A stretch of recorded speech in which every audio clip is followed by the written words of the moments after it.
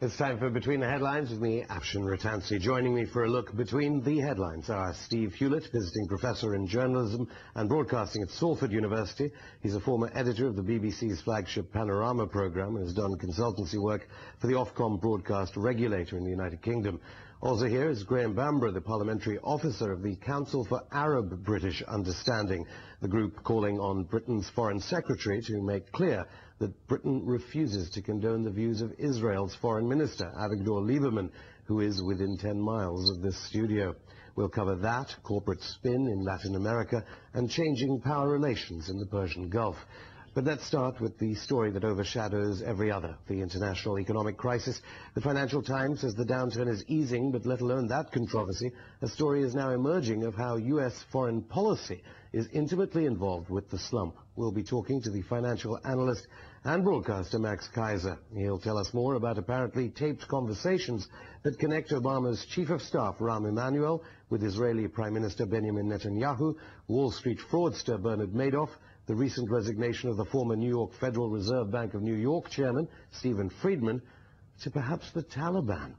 But first, remember that you can join in the debate by emailing us on bth@presstv.co.uk or texting us at any time from anywhere in the world on +44 78 0000 8086. Welcome to all our guests. We'll go straight to the Financial Times story that I just mentioned.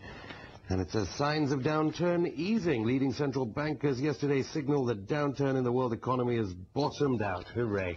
We've got Max Keiser on the line. Max, it says the slowing down in the GDP decline is happening. 40% rise in global equities. I think Mr. Trichet, the governor there, said we're around the inflection point. So is everything okay now? Hey, Afshin. Yeah, no, it's pretty amusing, really. You have to keep in mind that Goldman Sachs and J.P. Morgan sold hundreds of trillions of dollars worth of U.S. government treasury bonds that they had absolutely no authority to sell, and of which there is absolutely no collateral for these bonds. And what has happened is, as Gordon Brown, calls it the shadow banking system. There's a multi-hundred-trillion-dollar shadow banking system, and this rise that's being talked about by the FT, it just means that the amount of the fraudulent treasury bonds that Goldman Sachs and J.P. Morgan, they're allowing those to enter the system for a few months for their own personal gain. I guarantee you that within a couple of months, the spigot will shut off. There'll be another liquidity crisis. They'll need to get bailed out again. Yeah, I think most people in America look back on the events of 9/11 and wish that maybe 20 or 30,000 brokers got wiped out on 9/11 instead of just 2 or 3,000. I'm not sure that's in particularly good taste, but I think, Max, so you are saying that the media headlines in the past 24 hours are not that well informed. You mentioned Goldman Sachs, that bank that I know you've spoken about before. Perhaps even you might have been surprised, maybe you weren't, about Goldman Sachs employees at the heart of the Obama administration. What is this story about tapes and U.S. foreign policy? It's ridiculous. It's resulting in, you see, inflation is raging. The price of copper is up 60% in a year. Gold is up. The dollar is down. The inflation is raging. That money didn't just disappear and everything's back to normal.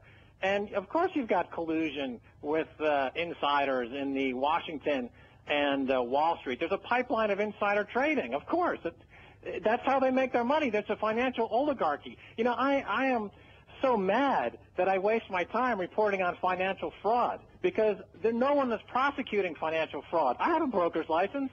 I can go down to Wall Street tomorrow and steal $5 million. No one's going to bat an eye. They would give me an award. Financial fraud is awarded.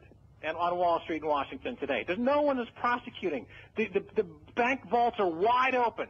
Anyone who's got an inside connection can walk in, steal as much as they want, and they will not be prosecuted.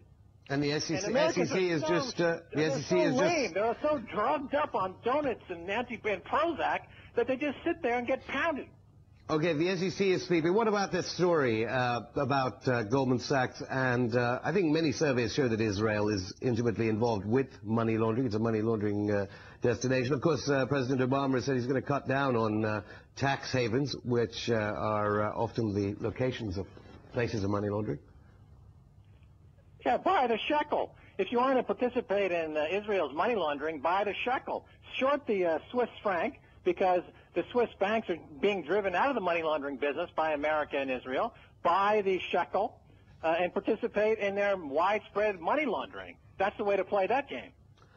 Max Keiser, live from Paris. Our audience obviously will make loads of money out of that advice, but remember to consult your own financial advisor before acting on that advice, perhaps. Max Keiser, thank you very much indeed. Just quickly, Steve, the way the media have covered this ongoing financial crisis, broadcast media certainly seem to have missed it. Here we are in the Financial Times saying everything's going to be okay. Do you think there's any interest there, or there's just innocent journalists not knowing what they're talking about? Well, look, this is being said by some pretty serious people. I mean, the IMF. Jean-Claude Trichet. And yeah, these are they're not part-timers. But the people who've repeatedly got it wrong time and time again. Okay, that's true. But they're the people who have the information. So look, I wouldn't, what do I know? I'm not a financier. It's way above my level of, in terms of basic economic understanding.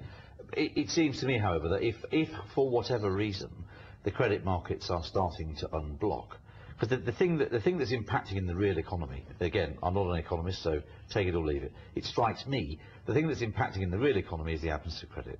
Regular businesses, so you don't take any of what Max was saying about the intimate corruption within the system? Well, look, I'm sure, people who need to make money and they'll do what they want to do to make money. Just so, look, insofar as the credit markets are starting to ease, there is some evidence that that is happening. It might be a false dawn, but there is some evidence that is happening. Then you would expect, generally speaking, to see in time things to improve. I'd only say two things. First of all, the idea that the recession is over. Well, listen, I don't think we haven't felt it yet. I mean, the number of people who are going to lose their jobs, we're at the top of this process. We're at the start of this process, not the end.